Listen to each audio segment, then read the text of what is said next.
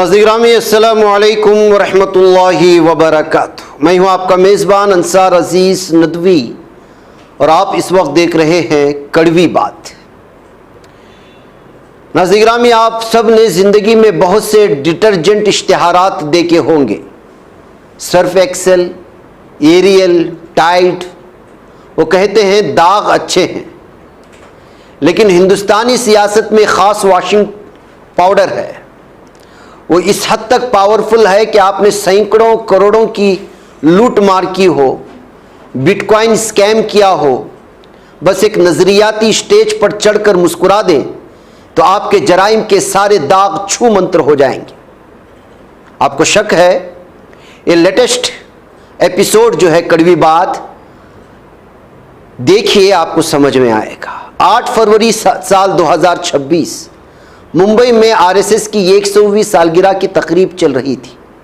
वहां हमारी बॉलीवुड अदाकारा शिल्पा शेट्टी एंट्री देती हैं, माइक थाम कर कहती हैं, मैं मोहन भागवत जी की बहुत बड़ी फ़ैन हूँ, उनके सख्त फैसले मुझे बहुत इंस्पिरेशन देते हैं, और अकीदत के साथ उनकी तारीफ़ों के पुल बांधना शुरू कर देती है।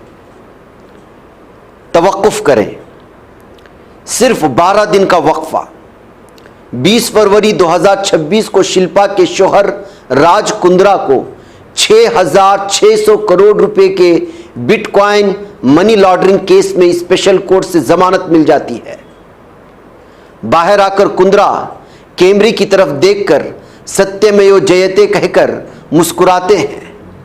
कुंद्रा पर जो इल्ज़ाम है, ये कोई छोटा इल्ज़ाम नहीं था। इन पर यूक्रेन में बिटकॉइन माइनिंग के नाम पर 285 बिटकॉइन, तकरीबन 150 करोड़ रुपए की धोखाधड़ी और व्हाट्सएप चैट्स डिलीट करके सबूत मिटाने के संगीन इल्जामात थे। लोग बस यही पूछ रहे हैं, क्या यह सिर्फ एक इत्तेफाक है, कोइंसिडेंस है, या फिर संगी शील्ड? आज के इस खुसूसी कड़वी बात के डीप डाइव वीडियो में हम डेटा के साथ ये बताएंगे कि ईडी और सीबीआई कैसे हिंदुस्तान की सबसे बड़ी लॉन्ड्री सर्विस बन गए हैं। Get ready. कांग्रेस, टीएमसी और आप लीडरों को आपने न्यूज में बार बार वॉशिंग मशीन चिल्लाकर चीखते हुए देखा होगा। इसका तस्वुर सादा है, बीजेपी ज्वाइन करो, केस क्लोज। ये सिर्फ अपोजिशन का इल्जाम नहीं है भाई, ये दी इंडियन एक्सप्रेस की एक बड़ी एक्सपोज रिपोर्ट का डेटा है। साल 2014 से ईडी और सीबीआई की तहकीकात का सामना करने वाले 25 बड़े अपोजिशन लीडर हुक्मरान बीजेपी या उसके इत्तेहाद में शामिल होते हैं, बल्कि हुए हैं। इन 25 में से पूरे 23 लोगों को पार्टी बदलते ही केस से नजात मिल गई है। कांग्रेस से 10 लीडर, एनसीपी और शिवसेना से 4 लीडर और टीएमसी से 3 लीडर। इन 23 केसों में से 3 केसों को बाज़ाब्ता तौर पर बंद कर दिया गया है, जबकि बाकी 20 केसों को फ्रीजर कोल्ड स्टोरेज में डाल दिया गया है। यानी न इन्वेस्टिगेशन, न समन और ना ही जेल। ममता बनर्जी और पवन खेड़ा ने बाकायदा स्टेज पर मशीन लाकर जो डेमो दिया था, वो इसी वजह से था। एक और चौंका देने वाला डेटा सुनिए। टीएमसी एमपी साकेत गोखले ने पार्लियामेंट में बताया कि ईडी की तरफ से दर्ज किए जाने वाले 98% केसेस सिर्फ अपोजिशन लीडरों के खिलाफ हैं। बाकी 2% कौन है? वो जो वॉशिंग मशीन में जाने के लिए लाइन में खड़े हैं। आइए देखते हैं इस वॉशिंग मशीन के 10 बेहतरीन कस्टमर्स कौन हैं। अजित पवार, महाराष्ट्र के नायब वजीर आला, जो अब नहीं रहे। अजित पवार पर हजारों करोड़ के आपाशी घोटाले और महाराष्ट्र कोऑपरेटिव बैंक घोटाले की तलवार लटक रही थी। मुंबई पुलिस की ईओडब्ल्यू और ईडी और उनके पीछे थी, लेकिन 2023 में जब उन्होंने अपने चचा शरद पवार को छोड़कर एनडीए इत्तेहाद ज्वाइन किया और डिप्टी सीएम बने, तो फौरन ईओ ने अदालत में क्लोजर रिपोर्ट 20 समरी जमा करके उन्हें क्लीन चिट दे दी, यानी कोई केस नहीं। ईडी का केस कोल्ड स्टोरेज में चला गया। हाल ही में एक तैयारा हादसे में उनका इंतकाल हो गया। जिसके बाद केस हमेशा के लिए बंद हो गया। उनकी अहलिया को डिप्टी सीएम मुंतखब कर लिया गया, वो भी उनकी आखिरी रसूमात खत्म होने से पहले ही हलफ बर्दारी मुकम्मल हो गई। दूसरे, प्रफुल्ल पटेल यूपीए के दौर में वजीर रहते हुए एयर इंडिया के लिए तैयारे लीज पर लेने में बड़े पैमाने पर बदउनवानी का केस सीबीआई ने 2017 में दर्ज किया था। ईडी ने मंशियात के डॉन इकबाल मिर्ची के साथ ताल्लुक के इल्जाम में उनकी जायदाद जब्त की थी, वो भी अजित पवार के साथ एनडीए में शामिल हुए। सिर्फ 8 माह बाद यानी मार्च 2024 में सीबीआई ने अदालत में जाकर कहा, माजरत, हमें सबूत नहीं मिले, और क्लोजर रिपोर्ट फाइल कर दी। नंबर 3 पर है रविंद्र वायकर। उद्धव ठाकरे ग्रुप के शिवसेना लीडर रविंद्र वायकर पर मुंबई में 500 करोड़ रुपए की बीएमसी पार्क की जमीन पर 5 स्टार होटल बनाने के लिए इल्जाम में ईओडब्ल्यू और ईडी ने छापे मारे थे। जेल जाने के लिए डर से वायकर मार्च 2024 में शिंदे ग्रुप बीजेपी इत्तेहाद में शामिल हो गए। शामिल होने के दूसरे ही हफ्ते ईओडब्ल्यू ने रिपोर्ट दी कि कोई जुर्म नहीं हुआ। ईडी ने भी उसे गलत फहमी यानी मिसअंडरस्टैंडिंग करार देकर केस बंद कर दिया। नंबर 4, हेमंत बिस्वा शर्मा, आसाम का वजीर आला, सबसे ज्यादा नफरत फैलाने वाला। जब शारदा चिट फंड और लॉइस बर्जर वाटर सप्लाई घोटाले में हेमंत का नाम आया था तो बीजेपी ने उनके खिलाफ व्हाइट पेपर जारी किया था।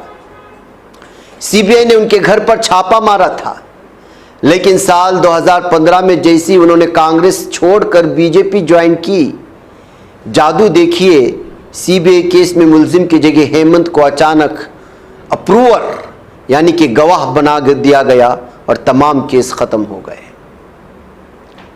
नंबर 5, जनार्दन रेड्डी। कर्नाटक के माइनिंग किंग जनार्दन रेड्डी का केस पूरे सिस्टम को एक बड़ा चैलेंज देता है।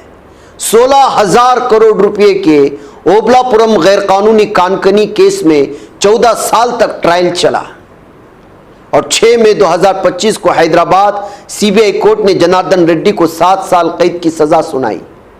उनकी एमएलए की रुकनीयत जाना यकीनी था, लेकिन याद रहे मार्च 2024 में ही रेड्डी ने अमित शाह से मुलाकात करके अपने पार्टी का बीजेपी में इंजिमाम कर दिया था और कहा था कि मैं अपनी मां की गोद में वापस आ गया। इस मिशन की ताकत देखिए, सजा के सिर्फ 1 माह के अंदर 11 जून 2025 तेलंगाना हाईकोर्ट ने उनकी सजा पर हुक्म इम्तिनाई स्टे दे दिया और जमानत दे दी। इस तरह उनकी एमएलए की नशिस्त भी महफूज हो गई। क्या जादू है ना। अशोक चौहान, कारगिल जंग के शोहदा की बेवाओं के आदर्श हाउसिंग स्कीम में फंसे कांग्रेस के अशोक चौहान बीजेपी में शामिल होती ही राज्यसभा भेज दिए गए और केस मुंजमद हो गया। छगन भुजबल, महाराष्ट्र सदन घोटाले में जेल जा चुके छगन भुजबल जैसे ही एनडीए में शामिल हुए, उनके खिलाफ बेनामी जायदाद का केस बंद हो गया। नवीन जुंदुल, कोयला घोटाले में फंसे नवीन जुंदुल 2024 के इंतखाबात से पहले बीजेपी में शामिल होती ईडी और सीबीआई ने उन्हें बैरून मुल्क जाने के लिए एनओसी दे दी। सुविंदु अधिकारी, नारदा रिश्वत के स्टिंग ऑपरेशन में पकड़े गए सुविंदु अधिकारी 2020 में बीजेपी में शामिल हुए और 2019 से मरकजी हुकूमत ने उनके खिलाफ कार्रवाई की इजाजत न देकर केस को जेर इल्तिवा रखा हुआ है।